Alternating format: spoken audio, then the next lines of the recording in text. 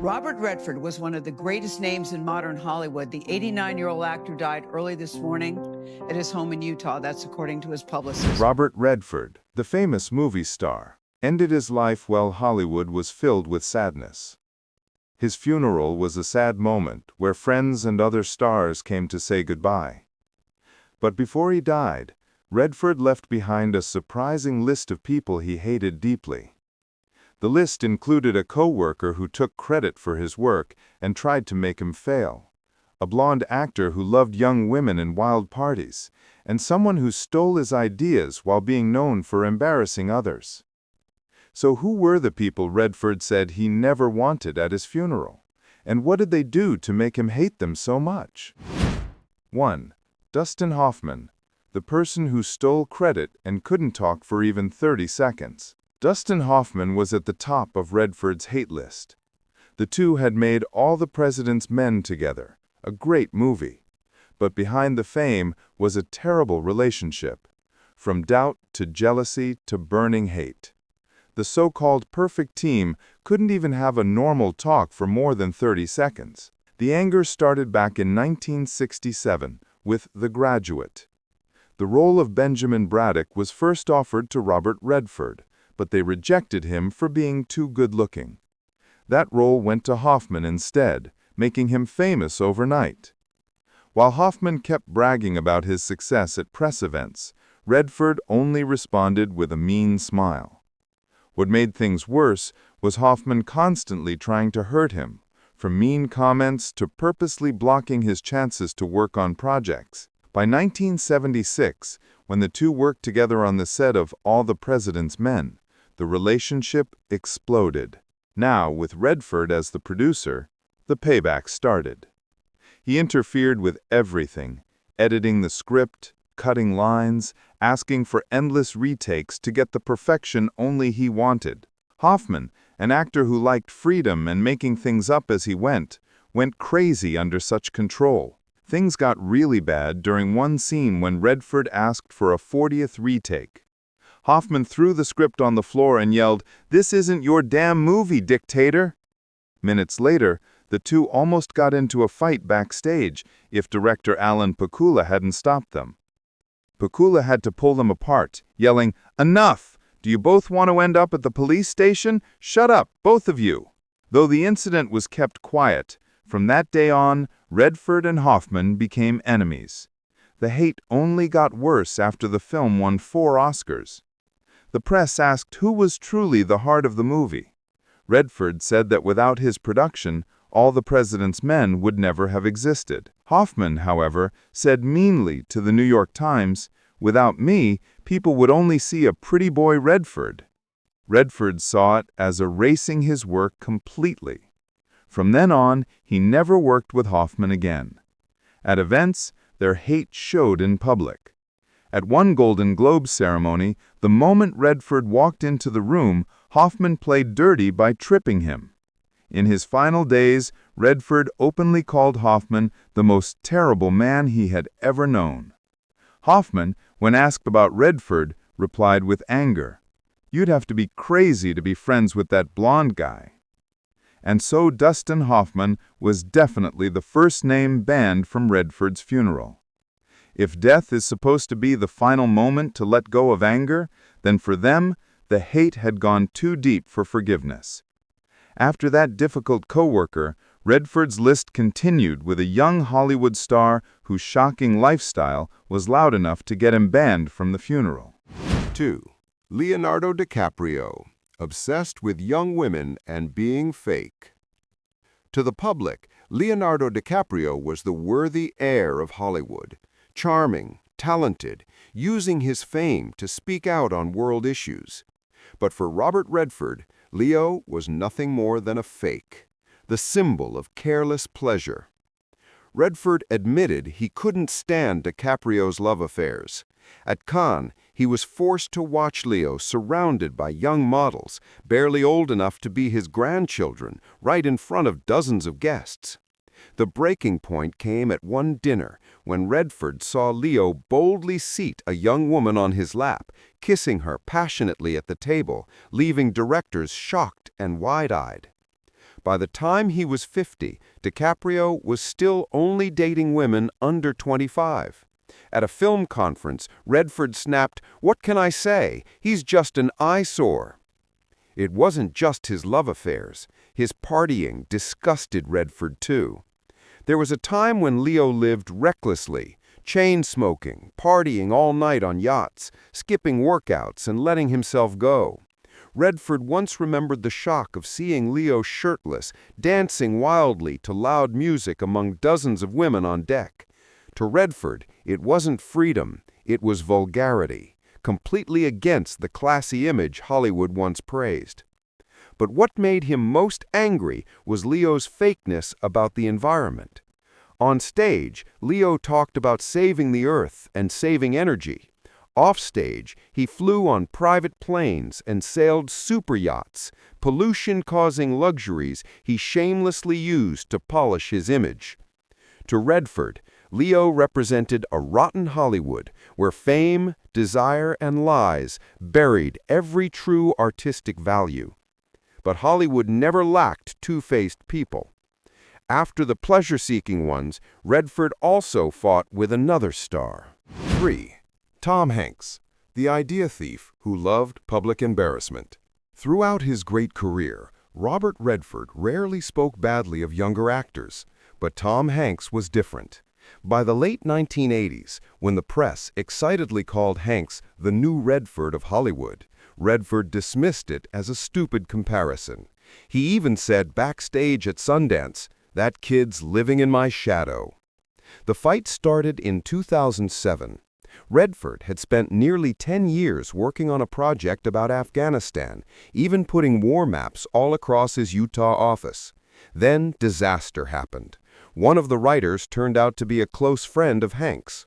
Months later, Hanks suddenly announced Charlie Wilson's War, a film about the exact same subject Redford had worked on for years. The shock was so great that Redford had a heart attack right there and was rushed to the hospital. When the movie came out, it made a lot of money and was praised as a Hollywood masterpiece. Redford called Hanks screaming, "This is theft! You're shameless!" It wasn't just about stolen ideas. Hanks' behavior on set showed a hot-headed arrogance. During one shoot in Los Angeles, when Redford gave feedback on how to say a line, Hanks threw the script against the wall, paper scattering everywhere. He stormed out, leaving the crew shocked, while the director had to call an emergency stop. A production assistant later said, "I'd never seen Redford so pale. He just quietly picked up the scattered pages and walked away without a word." The peak came in 2012 at a New York film conference. Redford urged the cinema to stay neutral in politics. Hanks, sitting in the front row, suddenly rushed the stage, grabbed the microphone and said, "Artists must choose sides, otherwise you're nothing but cowards." The room filled with whispers, then laughter, leaving Redford embarrassed in silence. To him, Hanks wasn't just arrogant. He was an idea thief and a public insulter, someone Redford swore he never wanted to see, not even in death. Yet Hollywood is a place that creates betrayal easily and painfully.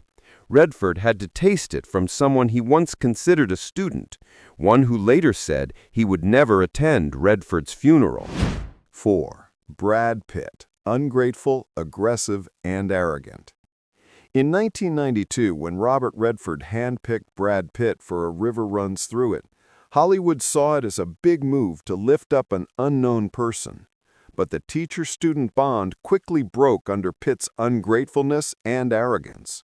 Just a few years later, in a Vanity Fair interview, Pitt coldly said, "I made my name on my own, not thanks to anyone." The press attacked him for being insensitive. When reporters mentioned Redford as his teacher, Pitt cut him off. "Don't tie me to anyone. I don't need a godfather." His lack of discipline strained Redford further. The more famous Pitt became, the more unreliable he grew. On one occasion in Montana, the crew waited nearly 3 hours for Pitt to arrive. When he finally stumbled in smelling of alcohol, Redford stood up and shouted, "Next time, be on time or get the hell out." The entire set froze, but Pitt smirked and walked away. He carried the same hostility to the press. During interviews, if asked about his private life, Pitt would knock away microphones and walk out, embarrassing reporters. Once he nearly punched a journalist who pushed too far, creating chaos until the studio chief stepped in. As Pitt spiraled into drinking, smoking, and even admitting to marijuana use to escape reality, Western media often called him the guy who cuts off every interview. For Redford, choosing to mentor Brad Pitt became the biggest mistake of his career. He even said, "I wouldn't want to see him even in death." When Pitt heard this, he simply said back, "Fine, if that's what you want." Thus, Brad Pitt was another name Redford banned from his funeral. To him, Pitt wasn't just ungrateful. He was a spiritual son corrupted by the bright lights of fame. If betrayal brought Redford pain, another actor bothered him with nothing but dirt and sloppiness. 5. Jeff Bridges. So dirty and messy, colleagues feared him. In Hollywood, few could disgust Redford to the point of fainting, but Jeff Bridges managed it. If Redford was obsessed with cleanliness, Bridges was the symbol of messiness, even earning the nickname the dirtiest man on set. Bridges often wore wrinkled clothes, sometimes wearing the same torn shirt until it nearly fell apart. One co-star said bitterly, "Jeff walked out of makeup looking no different than when he arrived." To Redford, who saw neatness as the basic minimum of respect for the craft, it was an insult. During one production meeting, Redford suddenly held his nose and rushed out, unable to bear the stench clinging to Bridges' greasy hair. Later, he admitted to an aide, "I nearly passed out from that smell." Rumors got worse. Redford's disgusted colleagues whispered Bridges could go a week without bathing or shaving, his clothes soaked in sweat stench. Redford remembered with horror, "We had to spray perfume across the set." Bridges himself admitted to being laid back, not caring about looks. While it suited his role as the dude in The Big Lebowski, it made directors angry who got tired of his overly relaxed attitude. On set, while Redford focused, Bridges would burst out laughing and share crude tales of one-night stands, ruining takes and forcing costly reshoots. Bridges also carried a reckless past. He publicly admitted to drug abuse in his youth. Many directors avoided him, fearing delays. For Redford, who saw cinema as sacred, Bridges was nothing but wasted talent giving in to low desires. For these reasons, Jeff Bridges was absolutely banned from Redford's funeral. To Redford, his presence would ruin the sacredness of his resting place. Yet dirt and recklessness were not the only things Redford hated. At the opposite extreme stood another man who drove him mad with a mouth that never knew restraint. 6. Robert De Niro. Profanity without restraint. In Hollywood, Robert Redford and Robert De Niro were once seen as equals, two giants, two pillars of American cinema. But respect soon turned to rivalry, as Redford became De Niro's constant victim. De Niro was known for his temper, especially in interviews. He once barked at a journalist for asking a disrespectful question. At Cannes, even with cameras rolling, he said profanities openly before a room of over 100 actors, becoming the unwanted center of attention. From the back row, Redford squirmed in embarrassment, watching a colleague behave like a street thug. The fight peaked at a party. When Redford offered a note on editing pace, De Niro unleashed a stream of curses. He not only called Redford slow, but dragged bedroom jokes into the insult, sneering, "You're weak both on screen and off." The room froze. Redford turned red, then walked away silently, leaving behind De Niro's mocking laugh. On set, De Niro's mood swings exhausted him further. He could stay silent all day, then explode over a tiny detail.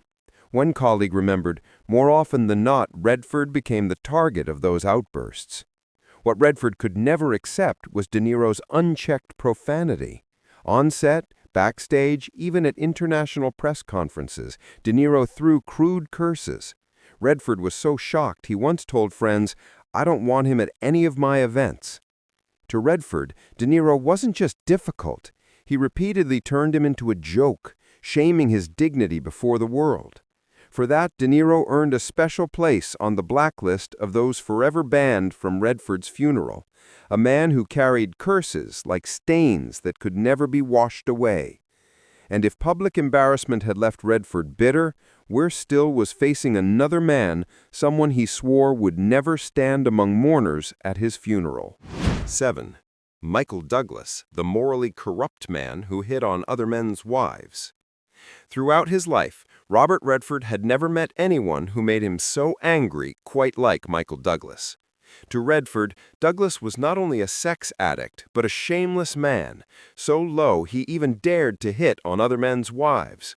Douglas once openly admitted to needing sex 5 times a day, even checking into rehab for it. His shocking divorce from his first wife, Diana Douglas, only exposed more of his undeniable cheating. Long before that, he was already known for his string of affairs with models, mocked by the press as a conquest addict. But Redford's most bitter and unforgettable memory came the night Douglas blatantly flirted with his wife at a party. When Redford stepped away to take a phone call, Douglas leaned toward Mrs. Redford, whispered sweet things, and even laid his hand on her shoulder, despite her obvious discomfort. A mutual friend rushed to stop it. When Redford returned, he immediately sensed the tension and nearly attacked Douglas in front of the crowd. Douglas's reckless words often made Redford furious as well. When he once publicly hinted that his throat cancer was caused by oral sex, the media attacked him for being tasteless and for accidentally embarrassing his own wife, Catherine Zeta-Jones. Redford saw it as the perfect example of irresponsibility and a man's tendency to hurt those closest to him. Douglas was also known for being domineering and uncompromising. On any project, he demanded final say. Colleagues often complained of being steamrolled, calling him a dictator disguised as a smooth gentleman. Redford experienced it firsthand when their joint film project collapsed after Douglas insisted on rewriting the script his way. From then on, they became open enemies in the press. Near the end of his life, Redford carried one final meaningful wish: to create a nature conservation fund. Yet Douglas, also known for his activism, publicly accused him of profiting from fame. At one environmental conference, while Redford was presenting his plan, Douglas suddenly stood up and shot him down. "Don't turn conservation into a publicity stunt." The room fell silent. Redford, rarely one to lose composure, simply pressed his lips together and walked off stage. It was an embarrassment he never forgot. In one of his final diary entries, Redford wrote, "Douglas is not just morally corrupt, he destroys relationships, even the most basic respect between men. I never want to see his face at my funeral." If Douglas was the one who fueled Redford's rage with his shamelessness and lack of decency, another man made him angry with arrogance and self-promotion. 8. George Clooney, Mr. Number One, who turned the Oscars into a White House press briefing. For decades, Robert Redford and George Clooney were seen as two pillars of Hollywood's political cinema.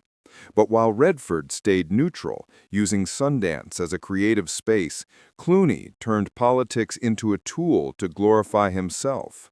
Clooney became known for using every stage as his platform. At the Oscars, while others gave thanks, he turned his speeches into lectures on foreign policy. It happened so often that the American press mocked him. George Clooney turns the Oscars into a White House press briefing. And he didn't stop there. Clooney often bragged about meetings with world leaders. At parties, he purposely arrived a few minutes late to make sure all eyes were on him. He never walked straight in. Instead, he'd slowly shake hands like a politician inspecting his troops. At the dinner table, he would immediately boast of exclusive tales about dining with a European princess. There was even a time at an awards show when the host was introducing Robert Redford, but Clooney suddenly stood up and walked out under flashing cameras. His exit stole the spotlight from Redford. The next day, the press wrote bitterly, "Even without winning, Clooney was the biggest victor. He stole every gaze." The rivalry peaked in 2010 at a New York energy policy forum. Redford urged calm dialogue and finding common ground. Clooney slammed the table, attacking him bluntly before hundreds of guests. The chaos grew so intense that organizers had to step in. Redford left without a word. Their fight spilled into charity work as well. While Redford ran his environmental foundation, Clooney led a human rights fund. When both competed for corporate sponsorship, Clooney won with his stronger media pull.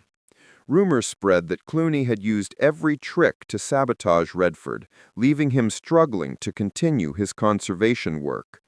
The Redford family never forgave him. They believed Clooney had used Robert's name to rise, only to later side with those who once opposed him. Thus, if George Clooney appeared at Robert Redford's funeral, it would not be remembrance, but an insult, a painful reminder that even in death, Redford could not escape the betrayal of a man once considered an ally. The day Robert Redford took his final breath, Hollywood seemed to hold its breath. A golden era officially closed. The press called him the last model of the classic movie star. Yet behind the serious tributes remained countless questions, resentments, and fury unresolved.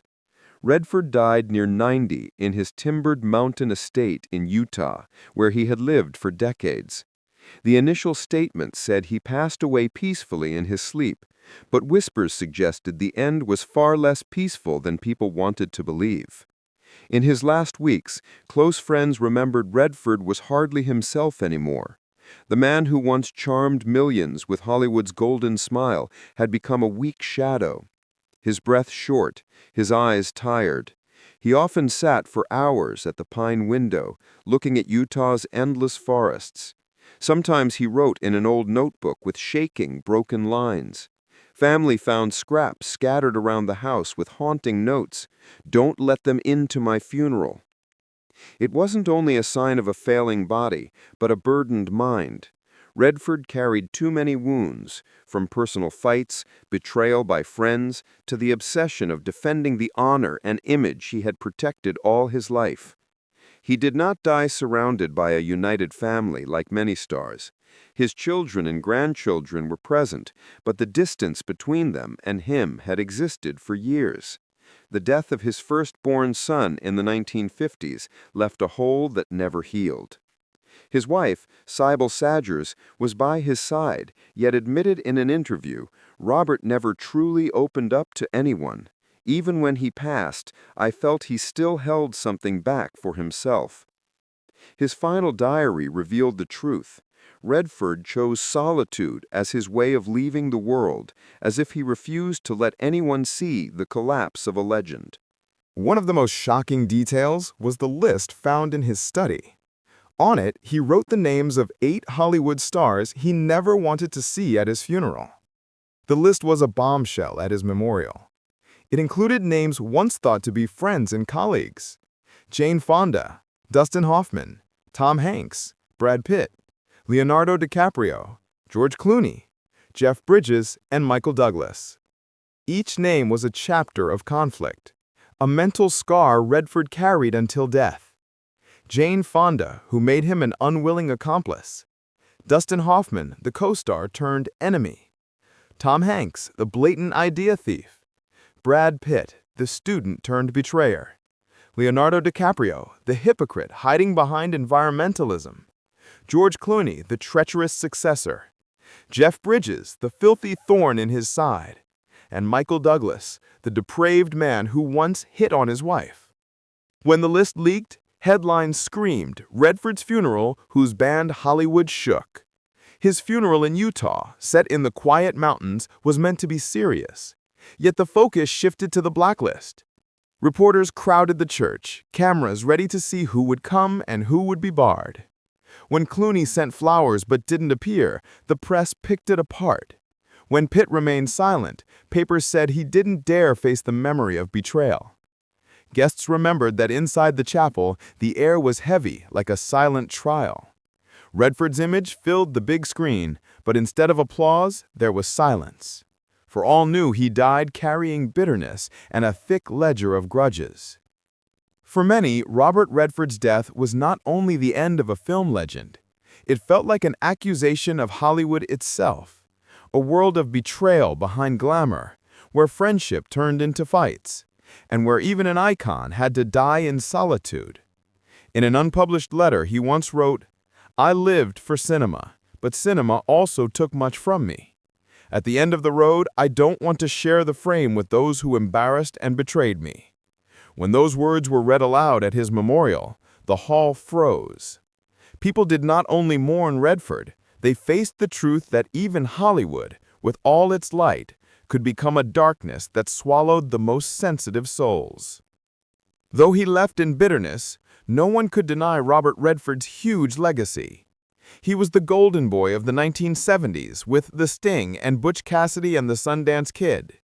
He was the romantic lead in Out of Africa. He was the Oscar-winning director of Ordinary People. Above all, he was the soul of the Sundance Film Festival, the cradle of independent cinema.